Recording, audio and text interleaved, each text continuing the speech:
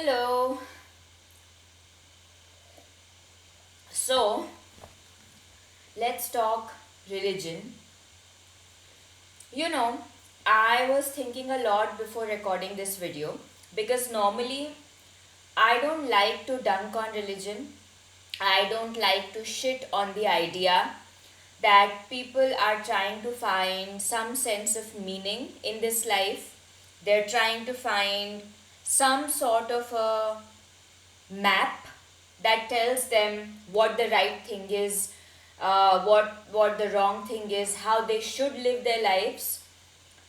I can see the value that such a thing can bring to you as a human being. Not only can I see it, I have in my most vulnerable moments in life when I was completely devastated, I had nobody. I have taken ideas from religions.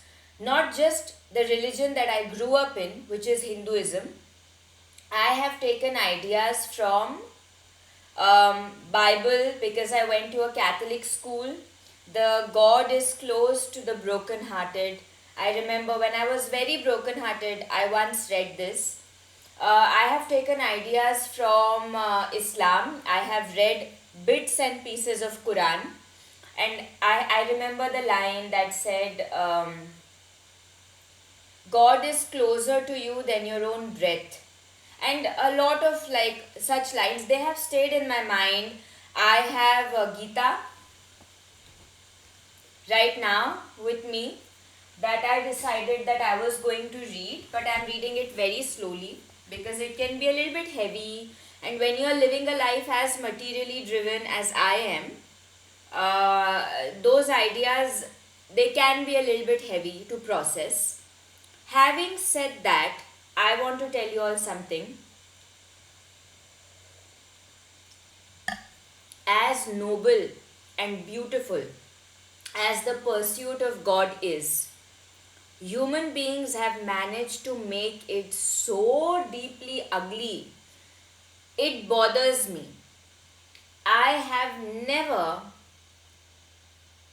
I don't think I have ever met a person who says that he or she is an atheist.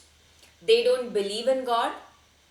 And I have seen them act in ways that are so despicable and so cruel, as I have seen people who claim that they believe in God act in. Now, am I saying that every atheist is a good person? Hell no. Am I saying that all religious people are evil? No, I have seen good religious people. I have lived in a girls' hostel dormitory for working women that was given to me at a very subsidized rate in New York, in the city of Manhattan.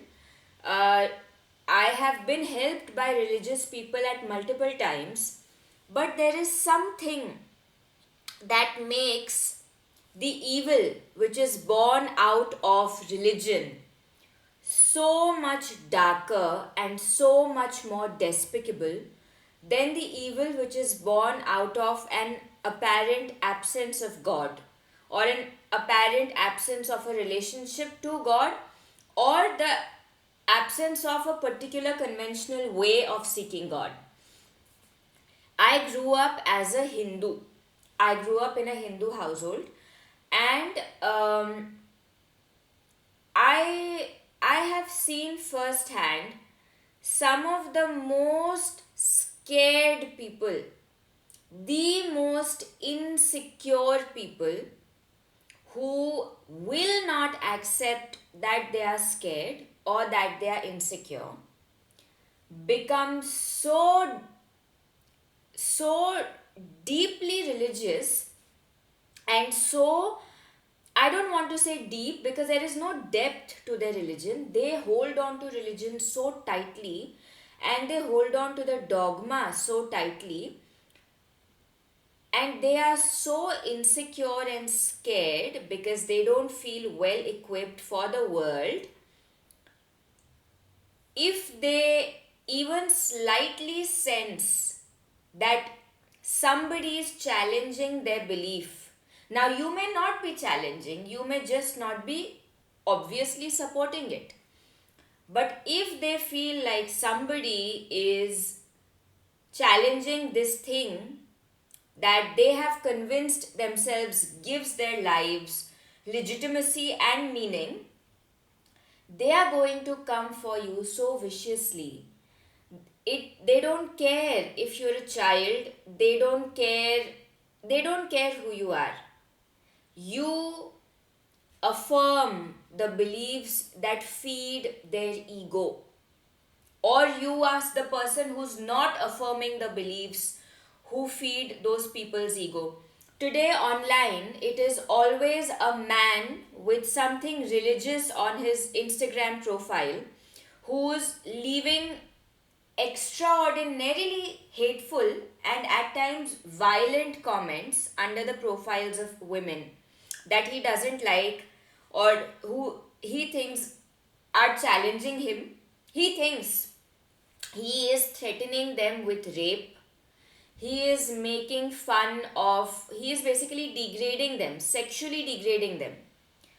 It is always those men who have religion advertised. And my conclusion is a scared man is nobody's friend. If you have no other sense of identity and you derive a lot of your identity and sense of security from your religion or your nation, there is no way you are not going to be cruel. You can pretend to not be cruel for some time. I have seen the insecurity. Very recently I was on Instagram and they were talking about the dysfunction in South Asian communities. And one girl wrote in the comment section, this is a star line for me. She wrote, it is always people who have never had community who romanticize community the most.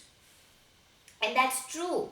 And even we do that. Like after we leave, as Indians, when we leave the nation, 2-3 years later, we start missing, we forget the things that had made us leave.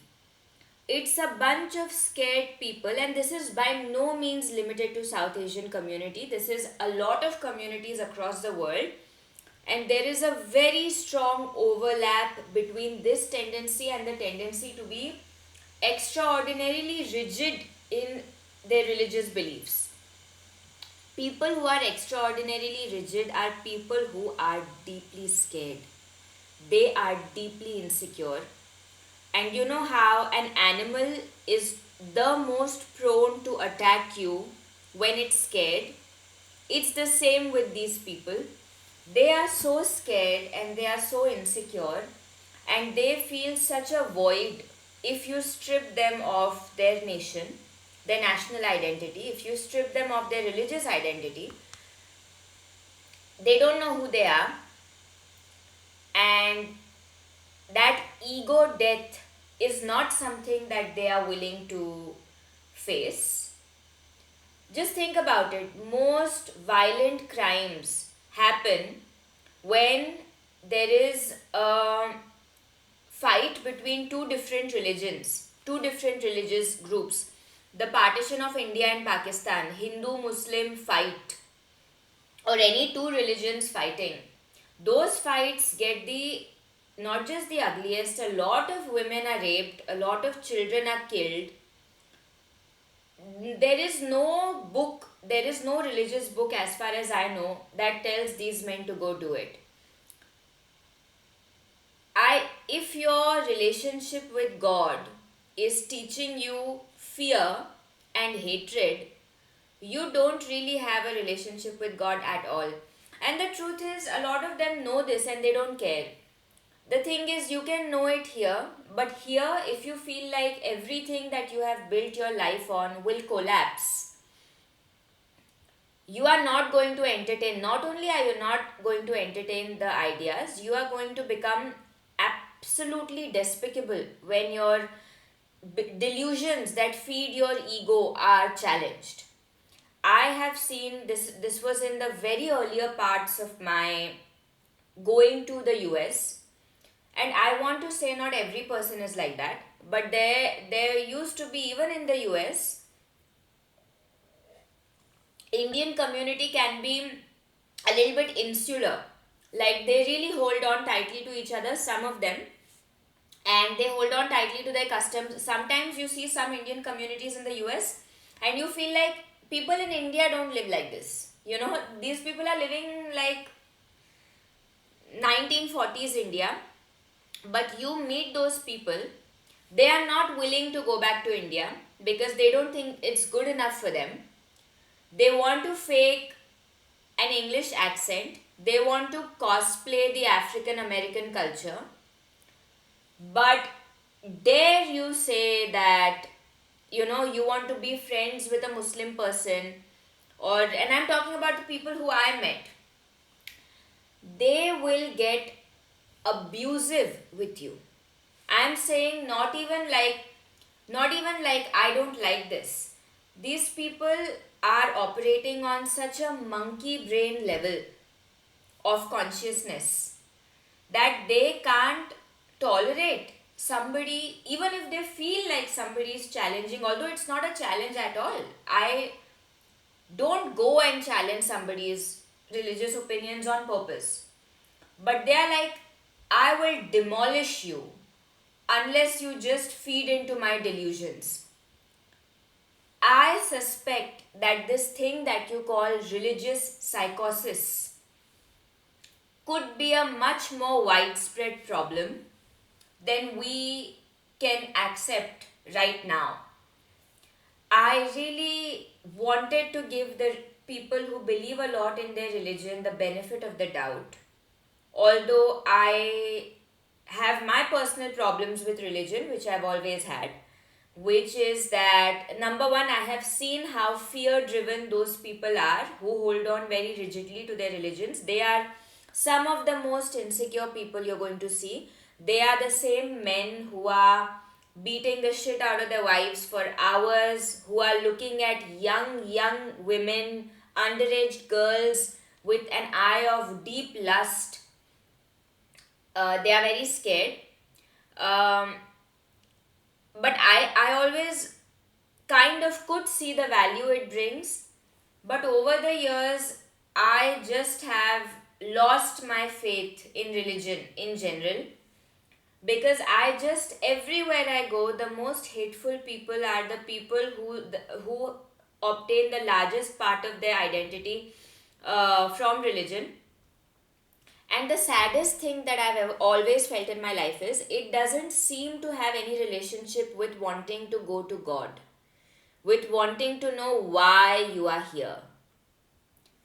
If there is such a thing as God, and if there is such a thing as sin, in my very humble opinion, there can be no greater sin than making your relationship with the Creator and with the entire purpose of why you are here, why you came into this body, why you came into this world in the first place, making that entire thing into yet another ego battle.